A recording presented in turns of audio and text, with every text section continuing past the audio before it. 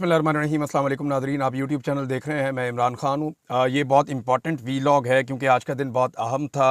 पाकिस्तान तहरीक-ए-इंसाफ़ ने बाइकॉट किया और पाकिस्तान तहरीक-ए-इंसाफ़ की क़यादत बाइकॉट करना नहीं चाहती थी, लेकिन फिर भी पाकिस्तान तहरीक-ए-इंसाफ़ की क़यादत के ऊपर जब प्रेशर बढ़ा, तहफ़्फ़ुज़ आईन पाकिस्तान के हवाले से जो एक तहरीक चल रही है महमूद ख़ान अचकज़ई और अल्लामा राजा नासिर अब्बास साहब की जानिब से, और फिर पाकिस्तान तहरीक-ए-इंसाफ़ का जो सोशल मीडिया है या आम पाकिस्तानी है, उन्होंने आवाज़ उठाई कि ये कैसे मुमकिन है कि आप होम्योपैथिक बंदे लेकर उस इजलास में चले जाएं जिसके अंदर एस्टेब्लिशमेंट बड़े अहम फैसले करने जा रही है। ये क्यों शिरकत नहीं की, इसके हवाले से कुछ चीज़ें मेरे पास हैं, मैं आपको बताता हूँ। लेकिन पहले आप ये देख लें कि इजलास हो गया, 7 घंटे इजलास चला है। 7 घंटे के इजलास में क्या बातचीत हुई, ये मैं आपके सामने रख देता हूँ। इजलास था जनाब 7 घंटे का, और 7 घंटे के इजलास के बाद जो एलामिया जारी हुआ है, उस एलामिया को देख के अंदाज़ा हो जाता है कि इस हुकूमत की और इस्टेब्लिशमेंट की कितनी ग्रिप है, और ये किस तरह से दहशतगर्दी का एक अहम तरीन मसला जो है, जो एक खौफनाक मसला पाकिस्तान के लिए बना हुआ है। पूरी दुनिया पाकिस्तान को एक दहशतगर्द स्टेट के तौर पर देख रही है, और उसकी वजह यह है कि पाकिस्तान पूरी दुनिया में दूसरे नंबर पर आ गया है। भारत पाकिस्तान के खिलाफ प्रोपेगेंडा कर रहा है। अभी नरेंद्र मोदी ने क्या कहा, तो इसके ऊपर ही जवाब दे देते। किसी चीज़ का जवाब देने की अहलियत नहीं है और अटैक करते हैं सिर्फ पाकिस्तान तहरीक-ए-इंसाफ़ या इमरान खान पे। यानी इस एलामिया में भी ऐसा लगता है कि दहशतगर्दी से बड़ा मसला जो है वो पाकिस्तान तहरीक-ए-इंसाफ़ है। पहले एलामिया आप सुन लें। कौमी सलामती की पार्लिमानी पार्टी का इजलास का एलामिया यहाँ मेरे पास लिखा हुआ, मैं आपको पढ़ के सुनाता हूँ। मुल्क की सलामती की मौजूदा सूरत हाल का जायज़ा लेने के लिए पार्लिमानी कमेटी बराए कौमी सलामती का इजलास आज इस्लामाबाद में मुनक्कद हुआ। आज के इजलास में कौमी सलामती की पार्लिमानी कमेटी ने दहशतगर्दी की हालिया कार्रवाइयों की वाज़ेह अल्फाज में मजम्मत की और मुतासरा ख़ानदानों के साथ गहरी यकजहती का इजहार किया। वही स्टीरियोटाइप स्टेटमेंट, इसके अंदर कोई, यानी ये वो जुमले हैं जो लिख के हर इजलास के बाद आप लगा सकते हैं। कमेटी ने इस्तदाद दहशतगर्दी ऑपरेशन के इनकाद में सिक्योरिटी फोर्सेज, कानून नाफिज करने वाले इदारों की बहादुरी और पेशा वराना महारत को सराहते हुए दहशतगर्दी को इसकी तमाम शक्लों में ख़त्म करने के लिए पाकिस्तान के गैर मुतज़ल्ज़ल अज़म का अदा किया। वही बातें पुरानी। कमेटी ने रियासत की पूरी ताकत के साथ इस खतरे का मुकाबला करने के लिए स्ट्रेटेजिक और एक मुतफ़िक़ा सियासी अज़म पर जोर देते हुए इंसदाद दहशतगर्दी के लिए कौमी इत्तफ़ाक़ की ज़रूरत पर जोर दिया, फिर जोर दे रहे हैं। यानी अभी तक कोई एक जुमला या कोई एक चीज़ ऐसी नहीं है जो नई हमें पता चल रही हो। ये वो पुरानी, ऐसा लगता है कि पुरानी कोई मैं एक स्टेटमेंट उठा के पढ़ रहा हूँ और इसमें कुछ भी नया नहीं है। कमेटी ने दहशतगर्दों के नेटवर्क्स को ख़त्म करने, लॉजिस्टिक सपोर्ट के इंसदादे और दहशतगर्दी और जराइम के गठजोड़ को ख़त्म करने के लिए नेशनल एक्शन प्लान और अज़्म इस्तेहकाम की हिकमत अमली पर फौरी अमल दरामद पर जोर दिया, फिर वही जोर दिया। कमेटी ने प्रोपेगेंडा फैलाने, अपने पैरोकारों को भर्ती करने और हमलों को मजबूत करने के लिए दहशतगर्द ग्रुपों की जानिब से सोशल मीडिया प्लेटफॉर्म्स के बढ़ते हुए गलत इस्तेमाल पर तशवीश का इजहार किया और इसकी रोकथाम के लिए इकदाम पर जोर दिया। कमेटी ने दहशतगर्दों के डिजिटल नेटवर्क्स के सद्देबाब के तरीक़ाकार को वज़ा करने पर भी जोर दिया। अफवाज पाकिस्तान और कानून नाफिज करने वाले इदारों की गैर मुतज़ल्ज़ल हमायत का अदा करते हुए कमेटी ने उनकी कुर्बानियाँ और मुल्की दफ़ा के अज़म का एतराफ़ किया और कहा कि कौम दहशतगर्दी के ख़िलाफ़ जंग में मुसल्लह अफवाज, पुलिस, फ्रंटियर कॉन्स्टेबलरी और इंटेलिजेंस एजेंसियों के साथ शाना बशाना खड़ी है। ओ भाई, कौन सी नई चीज़ आपने की है इस इजलास में? 7 घंटे बह के ये निकाला आपने। 7 घंटे बैठने के बाद कमेटी ने इस बात का अदा किया कि दुश्मन कुव्वतों के साथ मिली भगत से काम करने वाले किसी भी इदारे, फ़र्द या ग्रोह को पाकिस्तान के अमन और इस्तेहकाम को नुकसान पहुँचाने की इजाज़त नहीं दी जाएगी। कमेटी ने हिज़्ब इख्तलाफ के बाद अरकान की अदम शिरकत पर अफसोस का इजहार करते हुए अदा किया कि इस बारे में मुशावरत का अमल जारी रहेगा। यानी फिर PTI पे अटैक कर दिया एंड में जाके। कौमी असम्बली के स्पीकर की ज़ेर सदारत इजलास में वज़ीर-ए-आज़म शहबाज शरीफ, पार्लिमानी कमेटी के अरकान, सियासी कायदीन, chief of the army staff general Syed Asim Munir, अहम वफाकी वज़रा और फ़ौज और इंटेलिजेंस एजेंसियों के आला हुकाम ने शिरकत की। ये है जी एलामिया। 7 घंटे बैठे। 7 घंटे बैठने के बाद ये 2 सफ़े निकाले। क्या निकाला इसके अंदर? यानी जो चीज़ें यहाँ पे हमें पता चलनी चाहिए थी, कौम जिसका इंतज़ार कर रही थी कि हमें पता चलता कि इंटेलिजेंस फेलियर किस लेवल का हुआ, ये पता चलना चाहिए था, और उसके लिए ज़िम्मेदार कौन है, और जो इंटेलिजेंस अफसरान इतने बड़े साने के लिए ज़िम्मेदार हैं, उनके खिलाफ क्या कार्रवाई होने जा रही है। क्या पार्लियामेंटेरियंस ने, वफाकी वज़रा ने या हुकूमत ने इंटेलिजेंस एजेंसी से ये सवाल किया कि आपने इतना बड़ा फेलियर हो गया आपका और लगातार होता चला जा रहा है, ये दहशतगर्दी क्यों बढ़ रही है? इसके बारे में कोई जवाब दिया गया? अफ़गानिस्तान के बारे में, यानी जब बैठते हैं बैठ के अफ़गानिस्तान का जिक्र करते हैं, इस पूरे एलामिया में कहीं पे अफ़गानिस्तान शामिल नहीं है। भारत या रॉ, नरेंद्र मोदी आपके खिलाफ खुल के स्टेटमेंट दे रहे हैं और आप भारत का या रॉ का नाम भी नहीं ले रहे। यानी आप क्यों नहीं नाम ले रहे? क्या आपने उसको सिर्फ पॉलिटिकल फ़ायदे के लिए रखा हुआ है? और जब आप ऑफिशियली बैठे और बैठ के आपने बात की तो यहाँ पे ना अफ़गानिस्तान का नाम ले रहे हैं, ना भारत का नाम ले रहे हैं। और फिर जिम्मेदार कौन है? इन सारी चीज़ों का जिम्मेदार कौन है? ये दहशतगर्दी पाकिस्तान में वापस कौन लेकर आया? उसके खिलाफ क्या कार्रवाई करनी है? जनरल बाजवा को ऐसी कौन सी खुजली हो रही थी कि वो दहशतगर्दों को लाकर पाकिस्तान में बसाना चाहते थे? और इमरान खान साहब के दौरे हुकूमत में उन्होंने ये आइडिया पेश किया। जब इमरान खान साहब नहीं माने तो फिर रजीम चेंज ऑपरेशन के बाद वो बिलाखिर दहशतगर्दों को पाकिस्तान में ले आए और पाकिस्तान में दहशतगर्दों को लाने के जो नुकसानात हैं वो अब अभी तक उठा रहे हैं। जो पाकिस्तान भुगत रहा है, पूरा पाकिस्तान इसका नुकसान उठा रहा है। नाज़रीन, नवाज शरीफ इस मुशावरत का हिस्सा नहीं बनाया गया उनको। देखें, ये नवाज शरीफ वो शख्सियत है, लंदन प्लान के लिए सारे दौड़ दौड़ के जाते थे नवाज शरीफ को बरतानिया मिलने के लिए। ये सारे जाके नवाज शरीफ से बरतानिया में मशवरे करते थे। नवाज शरीफ वो शख्सियत है, लेकिन अब आप अंदाज़ा करें कि वो पाकिस्तान में मौजूद है और आज उसे कोई मुशावरत के लिए बुला नहीं रहा। जिसे अवाम अकेला छोड़ देना, उसको सभी अकेला छोड़ देते हैं। आज नवाज शरीफ यास्मीन राशिद से इलेक्शन क्या हारे, नवाज शरीफ की इज्जत ही ख़त्म हो गई। उनको अंदरून शहर के अंदर जो है ना वो इमारतों की तज़ीनो आराइश पे लगा दिया। यानी जो बंदा चौथी दफ़ा पाकिस्तान का वज़ीर आज़म बनने के लिए लंदन से जिसको लाया गया था, वो बंदा अब सिर्फ अंदरून शहर के अंदर जो है वो इमारतों के बारे में बताएगा, इनकी मुरम्मत ऐसे करनी है, इसको यहाँ से ठीक कर दो, इसको यहाँ से ख़राब कर दो, इसको यहाँ से हटा दो। इस काम पे लगा दिया 3 दफ़ा के वज़ीर आज़म को, जिसको चौथी दफ़ा वज़ीर आज़म बनाना था, तो उसको जो है वो एक कॉन्ट्रैक्टर टाइप का बना के तो छोड़ दिया है। ये नवाज शरीफ की लाडली बेटी ने उनके साथ किया, उनके भाई ने उनके साथ किया। पाकिस्तान में होते हुए नवाज शरीफ जो है मुशावरत का हिस्सा नहीं बने। अच्छा जी, इसमें मोहसिन नकवी साहब का बड़ा रोल अहम होना चाहिए था। वो वज़ीर दाखिला है पाकिस्तान के मुबैना तौर पे, क्योंकि वो बड़े करीब हैं पाकिस्तानी मिलिट्री इस्टेब्लिशमेंट की जो क़यादत है उसके, वो बहुत करीब हैं। तो मोहसिन नकवी साहब के हवाले से ये दावा किया गया कि शायद मोहसिन नकवी पाकिस्तान में नहीं है इसलिए वो शरीक नहीं हुए, लेकिन उमर दराज गोंदल साहब ने एक ख़बर दी मोहसिन नकवी साहब के हवाले से और उन्होंने लिखा कि अहम ख़बर, वज़ीर दाखिला मोहसिन नकवी कौमी सलामती कमेटी इजलास में तो शरीक नहीं हुए, लेकिन लाहौर में PIC के साथ, ये PIC जो है ये कार्डियोलॉजी हॉस्पिटल है लाहौर में, रेस कोर्स पार्क के सामने, वो कहते हैं PIC के साथ मलिका ग्राउंड में मौजूद हैं, जहां अवामुन्नास की अफ्तारी करवाकर सवाब ज़रूर कमा रहे हैं। यानी मोहसिन नकवी वज़ीर दाखिला हैं पाकिस्तान के, वो लाहौर में अफ्तारियाँ करवा रहे हैं और यहाँ पे जनाब दहशतगर्दी के खिलाफ इजलास चल रहा है और उसका हिस्सा नहीं बनाया गया। शहबाज शरीफ ने क्या कहा जी? शहबाज शरीफ का एक स्टेटमेंट है, मैं आपके सामने रखता हूँ, फिर आपको शहबाज शरीफ का एक पुराना बयान भी निकाल कर सुनाता हूँ। ये बड़ा इंटरेस्टिंग बयान है। शहबाज शरीफ साहब ने स्टेटमेंट दिया कि दहशतगर्दी का आखिरी हद तक पीछा करेंगे और मुल्क को दहशतगर्दी से पाक करेंगे। ये शहबाज शरीफ साहब का नया स्टेटमेंट है अभी का। पुराना स्टेटमेंट ये है और ये एक अखबार में लगा हुआ है कि तालिबान और हमारा मौक़िफ़ एक है। शहबाज शरीफ, तालिबान पंजाब में दहशतगर्दी ना करें। शहबाज शरीफ, आप अंदाज़ा करें कि पहले ये कहा करते थे कि जनाब तालिबान का और हमारा मौक़िफ़ एक है, तालिबान पंजाब में दहशतगर्दी ना करें या यहाँ पे हमले ना करें, और अब कह रहे हैं जी आखिरी दहशतगर्द का भी हम पीछा करेंगे और मुल्क को दहशतगर्दी से पाक करेंगे। जनाब आपके पास तो मैंडेट ही नहीं है। TTP ने पिछले 24 घंटों में उन्होंने क्लेम किया कि उन्होंने 32 हमले किए हैं, जबकि 48 घंटों में पाकिस्तान में 57 हमले हुए हैं। और जो बलूचिस्तान लिबरेशन आर्मी है वो अपने हमलों में अपनी कामयाबी के कसीदे पढ़ रही है। वो कलदम तंजीम जो है वो बार बार ये कहती है कि हमारा तो हर हमला कामयाब हो रहा है और लोग उन पे बिलीव करते हैं।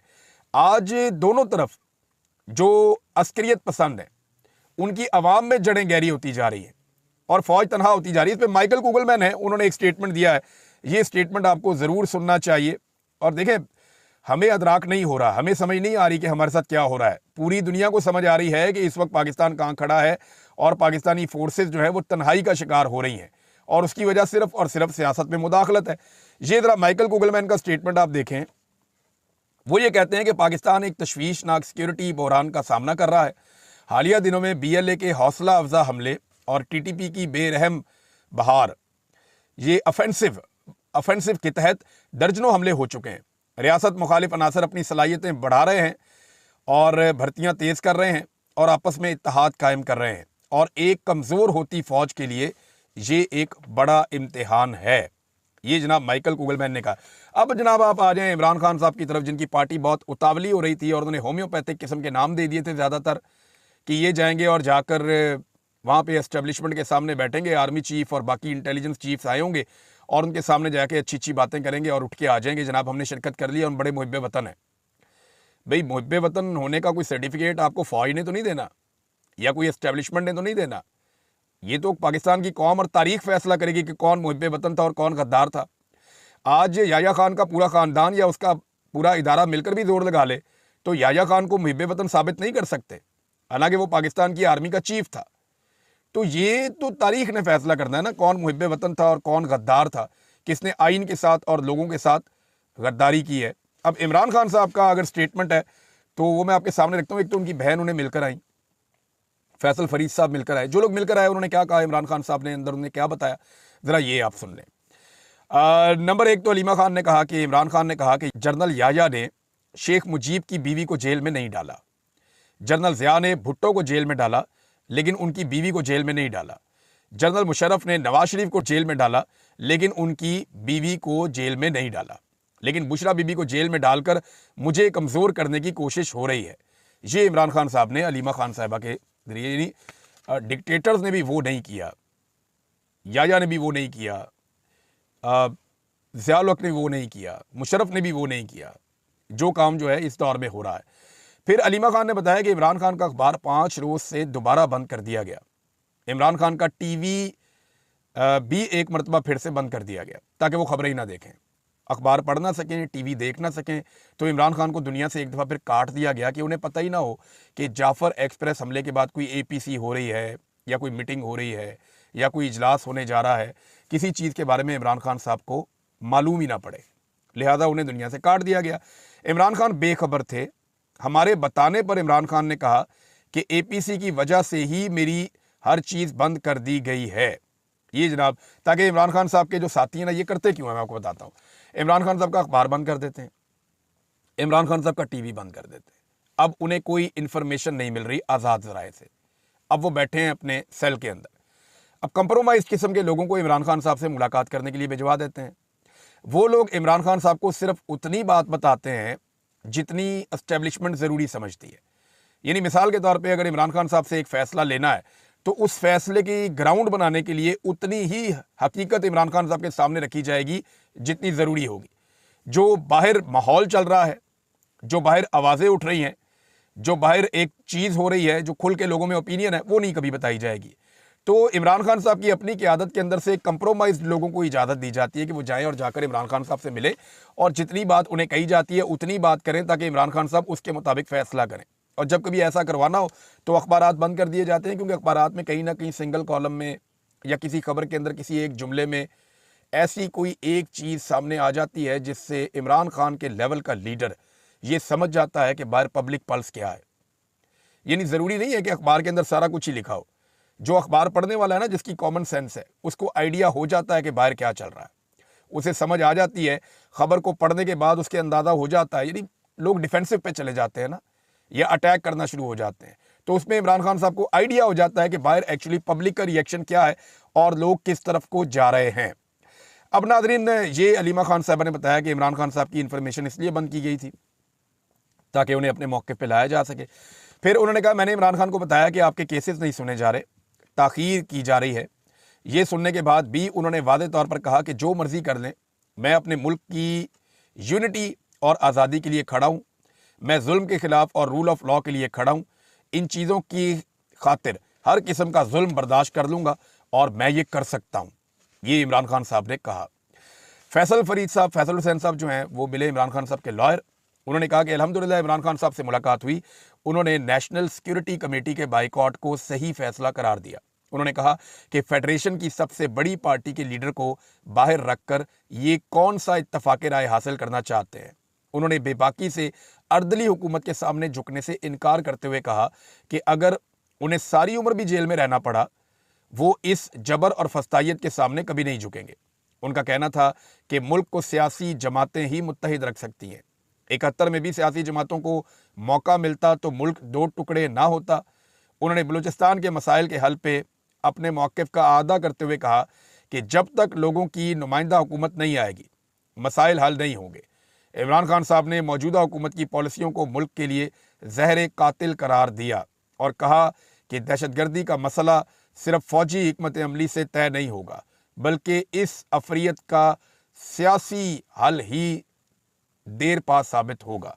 ये जनाब इमरान खान साहब ने कहा। फैसल फरीद साहब ने आके रिपोर्ट किया। आलिया हमजा साहिबा ने बताया कि इमरान खान साहब का पैगाम, मैं अपने मुल्क के इत्तेहाद और आज़ादी के लिए खड़ा हूँ, मैं जुल्म के ख़िलाफ़ खड़ा हूँ और मैं आइन की बालादस्ती के लिए खड़ा हूँ। इन चीज़ों के लिए अगर ये मुझे जेल में रखते हैं तो मैं इनका हर जुल्म बर्दाश्त कर लूँगा और मैं ये कर सकता हूँ। ये भी इमरान खान साहब ने कहा। फिर उसके बाद जो है वो सलमान अकरम राजा साहब ने बाहर आके बताया कि इमरान खान ने कहा है कि मैं कभी इस फस्तायत के सामने हथियार नहीं डालूंगा, मैं खड़ा रहूँगा, मैं कभी भी फॉर्म 47 की हुकूमत को तस्लीम नहीं करूँगा, चाहे मुझे कितना अरसा ही जेल में ना रहना पड़े। देखिए, पाकिस्तान तहरीक इंसाफ की क़यादत ने कमज़ोरी तो दिखाई है। वो हुकूमत जो जाली फॉर्म 47 के ऊपर आई, जिनके पास मैंडेट ही नहीं है, वो उनके साथ बैठ बैठ के बातें करते हैं, उनके साथ जपियाँ पपियाँ करते हैं, उनके साथ जाके बंद कमरों में मीटिंग्स करते हैं और अभी भी मरे जा रहे थे कि हम होम्योपैथिक क़यादत को लेकर चले जाएं। देखें, लेकर ही जाना था अगर इजलास के अंदर तो सादुल्ला बलोच को भेजे ना। वो जाकर आर्मी चीफ के सामने खड़ा होकर कह के, सर मुझे क्यों अगवा किया था, मेरी बीवी और मेरे बच्चों को क्यों अगवा किया था, मैं मेंबर कौमी असेंबली हूँ, जनरल साहब बताएं आपकी एजेंसियों ने मुझे क्यों अगवा किया। उसको लेकर जाओ ना। बाकी जो एमएनए और सेनेटर अगवा हुए हैं उनको लेकर जाओ, ले जाकर आर्मी चीफ के सामने खड़ा करो ताकि वो वहां पे जाके खड़े होकर कहें कि जनाब आपकी एजेंसियों ने मुझे अगवा किया, बताएं मेरा क्या कसूर है, मैं मेंबर कौमी असेंबली हूँ, आपने 26वीं आईनी तरमीम करवाने के लिए, अदलिया को काबू करने के लिए और एक्सटेंशन के लिए आपने पकड़ के मेरे साथ ज्यादती कर दी, मुझे आपकी एजेंसियों ने अगवा कर दिया। तो देखते हैं फिर वहां पर क्या जवाब आता है। तो ये तो ऐसा लगता है कि जो आमिर डोगर ने लिस्ट दी है, ये लिस्ट बाकायदा बनाई ही ऐसा लगता है एस्टेब्लिशमेंट की जानिब से है ताकि उनके मर्जी के नताइज आ सकें। नादरीन, ये एक अचकज़ई साहब ने बताया कि बाइकआउट क्यों किया। देखें, ये बहुत इंपॉर्टेंट है। अचकज़ई साहब ने कहा कि हमने बाइकआउट का फैसला इसलिए किया क्योंकि ये हमें फंसाने की एक साजिश थी। एक एलामिया जारी कर दिया जाता कि ब्रीफिंग हो गई है, तहरीक इंसाफ के ये लोग आए थे, ऑपरेशन का फैसला हो गया है, फिर आप ढिंडोरा पीटते रहते कि हमने तो ऑपरेशन से इख्तलाफ किया था। देखें, इस वक्त इसको कहते हैं वॉर इकोनॉमी। ये पूरी दुनिया इस टर्मिनोलॉजी को जानती है। जहां पे जंग लगती है ना, वहां पे एक जंग की इकोनॉमी भी आती है साथ में। बहुत सारा पैसा खर्च होता है जंग में, बेशुमार लोग जंग के बहाने बेशुमार पैसा बनाते हैं। तो अब पाकिस्तान के अंदर एक नई जंग मुसल्लत की जा रही है। पहले दहशतगर्दी को बाई डिज़ाइन पाकिस्तान में लाया गया, पहले जानबूझ के पाकिस्तान में दहशतगर्दी को बढ़ाया गया, जो दहशतगर्द हैं उनको जेलों से निकाल कर छोड़ा गया, उन्हें आज़ाद किया गया, जो बाकी दहशतगर्द अफगानिस्तान थे उनको बाई डिज़ाइन पाकिस्तान में लाया गया। और अब जब दहशतगर्दी बढ़ गई है तो अब ऑपरेशंस किए जाएंगे, बड़े बड़े ऑपरेशंस की प्लानिंग की जा रही है और ये सियासतदानों के कंधे पे रख के हमेशा बंदूक चलाई जाती है। लेकिन इस दफ़ा अपोजिशन ने, खासतौर पर पाकिस्तान तहरीक इंसाफ ने, जिनके पास पाकिस्तान का 70% मैंडेट है, उन्होंने अपना कंधा फराहम करने से इनकार कर दिया। और अचकज़ई साहब और अख्तर मेंगल साहब ये भी शामिल नहीं हुए। इसकी कोई वक़्त नहीं है, ये जो मीटिंग हुई है इसकी कोई वक़्त नहीं है। अब बैरिस्टर गौर साहब ने ट्रेन हादसे के ऊपर जब एक स्टेटमेंट दिया अफ्तारी के मौके पर, तो जो महमूद अचकज़ई साहब ने उन्हें गैरत दिलाने की कोशिश की, ये ज़रा आप सुने। बैरिस्टर साहब, आपने कहा कि ट्रेन वाक़े से मुल्क को ज़ख्म पहुंचा है। बैरिस्टर साहब, मुल्क का ज़ख्म उस दिन पहुंचा जिस दिन आपका मैंडेट चोरी हुआ। ये ज़ख्म वर्दी पोश अफराद और एजेंसियों ने इस मुल्क को दिया है। अगर इसी तनख्वाह पर काम करना है तो ये काम नहीं चलने वाला। ये महमूद अचकज़ई साहब ने बैरिस्टर गौर साहब को जवाब दिया है। अब नाज़रीन, एक स्टेटमेंट जो है वो बड़ा वायरल हो रहा है, जो सरफराज बुगटी साहब का है। माजी में ये भी इनकलाबी हुआ करते थे, अब ये वज़ीर आला बलूचिस्तान बना दिए गए एस्टेब्लिशमेंट की मेहरबानी से, और जरदारी साहब की गोद में जाकर ये बैठ गए। माजी में ये कहते थे अगर बंदूक ना उठाएं लोग तो और क्या करें। ये कौन कह रहा है? सरफराज बुगटी कह रहा है, जिस वक्त ये हुकूमत का हिस्सा नहीं था। बलूचिस्तान अवामी पार्टी में था, वहाँ तब भी इनकी हुकूमत थी। लेकिन ये जब इनकलाबी हुआ करता था, जब पॉलिश और बूट इसके हाथ में नहीं था, जब ब्रश नहीं था इनके हाथ में, तब ये क्या कहते थे? अगर लोग बंदूक ना उठाएं तो क्या करें? जब इस तरह की सूरत हाल होगी तो लोग बंदूक ही उठाएंगे। सुई पूरे पाकिस्तान को गैस दे रहा है और वहां गैस नहीं है, तो जज्बाती ना हूं तो और क्या करें। और बगैर जज्बात के तो मैंने देखा है कि इस्लामाबाद में कोई सुनता ही नहीं है। फिर उन्होंने कहा जी मैं इस तरह का एहतजाज करूंगा, उस तरह का एहतजाज करूंगा, हम कहाँ जाएं, किसकी बात करें, किससे बात करें। तो जनाब उस वक्त तो ये इस तरह की बातें करते थे, और आजकल इनकी, और वो क्या नाम है उसका, अनवारुल्लाह काकड़ जिसको वज़ीर आज़म बनाया था, इनकी बातें में से सुनने वाली हैं। इस्लामाबाद के चाय खानों के ऊपर बैठ के ये अनवारुल्लाह काकड़ जो है बलोचों का रोना रोता था। हमेशा ये कहता था कि एस्टेब्लिशमेंट ने पाकिस्तान को तबाह कर दिया, एस्टेब्लिशमेंट पाकिस्तान के वसाइल खा गई, हमें बर्बाद कर दिया एस्टेब्लिशमेंट ने, फ़ौज ने पूरी बलूचिस्तान के ऊपर कब्ज़ा किया हुआ है, हमारे वसाइल के ऊपर कब्ज़ा किया हुआ है। बलोच, चाहे वो पश्तून हो चाहे वो बलोच हो, बलूचिस्तान के रहने वाले बहुत परेशान हैं। अब वही जो काकड़ है वज़ीर आज़म बनाया गया, वही काकड़ जो है उसके हाथ में भी फिर चेरी ब्लॉसम आ गई। अब वो काकड़ क्या कहता है, ज़रा आप ये सुने। शेख मुजीबुर रहमान ने जो मैंडेट लिया उसकी वजह से मुल्क दो टुकड़े हो गया। यानी वो खाते में उठा के डाल दिया शेख मुजीब के, जिसको अवाम ने वोट दिए थे, कि क्योंकि शेख मुजीब को अवाम ने वोट दे दिए, वो इलेक्शन जीत गया, इसलिए मुल्क टूट गया। आप इसकी लॉजिक सुने आप इस आदमी की। उसने 149 सीटें भी ली, फिर तारीख ने उसके साथ क्या किया और उसके ख़ानदान के साथ क्या किया, फिर भी सबक हासिल नहीं हुआ। यानी ये अजीबो गरीब किस्म के लोग हैं। ये कहते हैं कि जी आप पॉलिश और बुरश हाथ में पकड़ें और बूट के ऊपर पॉलिश फेरें और आप इक़्तिदार में आएँ तो मुल्क चलेगा, और अगर आप ऐसा नहीं करेंगे, आप अवामी वोट के साथ इक़्तिदार में आना चाहेंगे तो मुल्क टूट जाएगा। कैसी बेशर्मी और डिटाई है। इन लोगों को सियासतदान कहते हुए शर्म आती है, और सियासतदानों को चाहिए कि इन्हें अपने कबीले से निकालें। सियासत जो है वो एक बड़ा मुकद्दस पेशा है, लोगों की खिदमत की जाती है। सियासतदानों को बाकायदा बैठ कर कहना चाहिए कि इन लोगों को हम डिसोन कर रहे हैं, इनका सियासत से कोई ताल्लुक नहीं है, ना ये लोग सियासतदान हैं, ये लोग टाउट्स हैं, और ये हमेशा टाउट्स ही रहेंगे। नाज़रीन, और बहुत सारी खबरें हैं, मैं आपके साथ शेयर करता हूँ। अब टाइम बहुत ज़्यादा हो गया, अगले वीलॉग में। अब तक के लिए इतने, अपना ख्याल रखिएगा, अपने इस चैनल का भी। अल्लाह हाफ़िज़।